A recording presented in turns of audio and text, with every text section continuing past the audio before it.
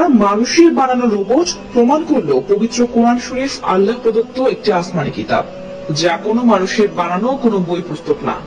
শুনতে খুব অবাক করা হলেও এমনটা প্রমাণ করেছে আমাদের আধুনিক বিজ্ঞান। আধুনিক বিজ্ঞানের সবচেয়ে উন্নত আবিষ্কার এআই ও চ্যাট জিপিটির মাধ্যমে ইসলামের পবিত্র গ্রন্থ আল কোরআনের সত্যতার প্রমাণ মিলেছে।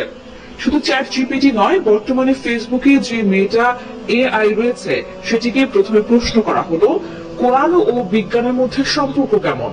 তখন উত্তর এসেছে কোরআন ও বিজ্ঞানের মধ্যে যথেষ্ট নিবিড় সম্পর্ক রয়েছে। এরপরে চ্যাট জিপিটিকে আরো একটি প্রশ্ন করা হলো, তোমার দ্বারা কি কোরআনের মতো আরেকটি গ্রন্থ লেখা সম্ভব? উত্তরে রোবট বলল, আমার দ্বারা এমন দুঃসাহসী কাজ করা সম্ভব নয়।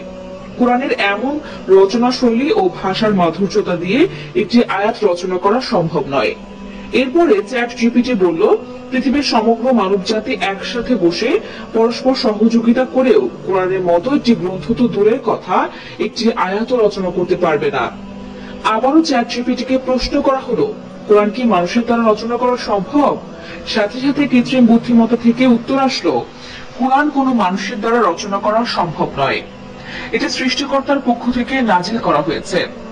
পবিত্র আল কোরআন একটি আসমানি কিতাব, যা মানুষের হেদায়েত সহ ইহকাল ও পরকালের সকল কিছুর বর্ণনা রয়েছে। এমনকি পৃথিবীর ধ্বংস অর্থাৎ কিয়ামতের আগ পর্যন্ত কি কি হবে সবকিছুই পবিত্র কোরআনে উল্লেখিত আছে। এমনকি জান্নাত জাহান্নামের সকল বর্ণনা পবিত্র আল কোরআনে মহান আল্লাহ তাআলা উল্লেখ করে দিয়েছেন। জাহান্নাম একটি মানুষের জন্য কতটা ভয়ঙ্কর এবং জান্নাত একটা মানুষের জন্য কতটা আনন্দদায়ক সবকিছুই বিস্তারিত রয়েছে এই পবিত্র আল কোরআনে, যা কোনো মানুষের পক্ষে রচনা করা অথবা ভবিষ্যৎ নিয়ে বানানো সম্ভব নয়। এই জন্য আমি নিশ্চিত হয়ে বলতে পারি, পবিত্র গ্রন্থ আল কোরআন আল্লাহ প্রদত্ত একটি আসমানি কিতাব, যা বিশ্বনবী হযরত মুহাম্মদ সাল্লাল্লাহু আলাইহি ওয়াসাল্লামের উপর নাজিল হয়েছিল। সুবহানাল্লাহ। এমন আধুনিক রোবটের মানুষের মতো চিন্তা করার শক্তি রয়েছে, এমনকি বিজ্ঞানীদের মতো গবেষণা করারও শক্তি রয়েছে। সেই এআই ও চ্যাট জিপিটির কোরআন সম্পর্কে এমন মন্তব্য শুনে অবাক বিজ্ঞানী সহ আধুনিক বিশিষ্ট ব্যক্তিবর্গরা।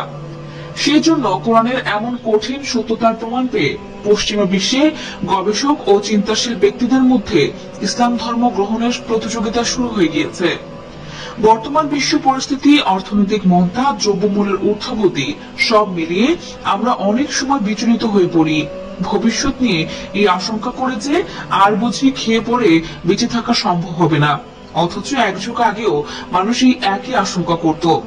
এমনকি কয়েক শতক আগে অনেকের মধ্যে এ নিয়ে ভয় কাজ করত।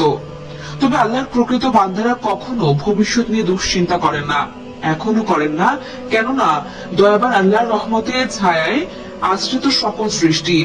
পবিত্র কোরআনে আল্লাহ তাআলা ইরশাদ করেছেন, নিশ্চয়ই আল্লাহ মানুষের প্রতি অত্যন্ত স্নেহশীল, পরম দয়ালু। সূরা বাকারা আয়াত 143।